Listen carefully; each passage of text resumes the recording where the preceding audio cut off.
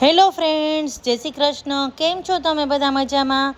આશા રાખું છું કે તમે બધા મજામાં હશો. આજે બનાવો છે મમરાનો ચેવડો. આપણા ગુજરાતી ઘરના ડબ્બાની તો શાન એટલે કે મમરાનો ચેવડો. બધાના ઘરે મમરાનો ચેવડો તો ફેવરિટ જ હોય. હવે જુઓ, પહેલાં મેં મમરા ચારી લીધા છે.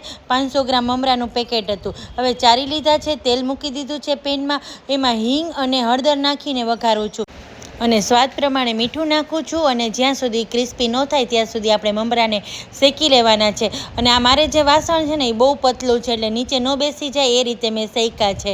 હવે જો સેવ બનાવી છે, ઘરની જ સેવ મમરામાં નાખવા માટે. તો આ થાળીના માપનું તમને બતાવું છું. મેં સવા થાળી ચણાનો લોટ લીધો છે, સ્વાદ પ્રમાણે મીઠું નાખ્યું છે, ચપટી હળદર, આમાં હળદર હોતી નથી પણ મેં ચપટી કલર માટે થોડી હળદર નાખી છે, હિંગ નાખી છે અને લોટ બાંધી લઉં છું. આ જો મારે આ જગ છે ત્રાંબાનો, એનો જે ઢાંકણ છે મેં અડધું ભર્યું હતું, તો એમાંથી મારે અડધો ગ્લાસ પણ પાણી નથી જોયું, એટલા જ મારો લોટ બંધાઈ ગયો હતો.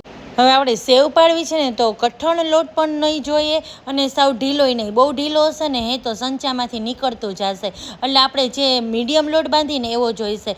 તો મેં તેલ ચેક કર્યું તો તેલ હજી બહુ ગરમ નહોતું થયું. હવે ગરમ તેલ થયું પછી મેં તરત જ સેવ પાડી છે. તો જુઓ, સંચામાં પણ તેલ લગાડી દીધું હતું. અને સેવની એ ખાસિયત છે આપણે ચેક કરવાની કે થઈ ગઈ છે કે નહીં.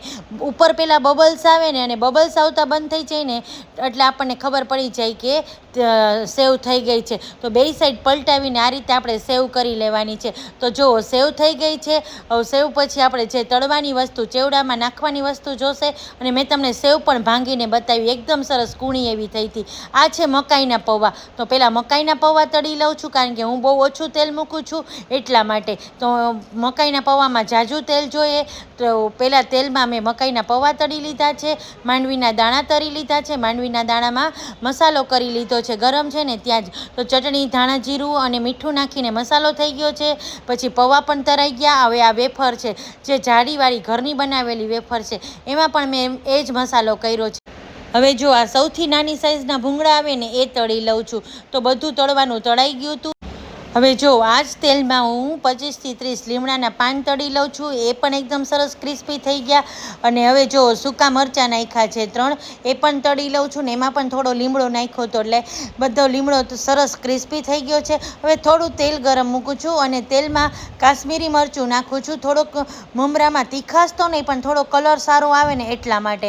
હવે જો આ બધા જે તળીતી વસ્તુ નાખી દઉં છું. સેવ તો ગુચડામાં હોય એટલે એને થોડી ઘણી ભાંગી લઉં છું અને વેફરના પણ ટુકડા કરી લઉં છું, કારણ કે વેફર બહુ મોટી હોય છે એટલા માટે. બધું મિક્સઅપ કરી લઉં છું અને આપણા ગુજરાતીનો ડબ્બો ભરાઈ જાય હો આ ચેવડાથી.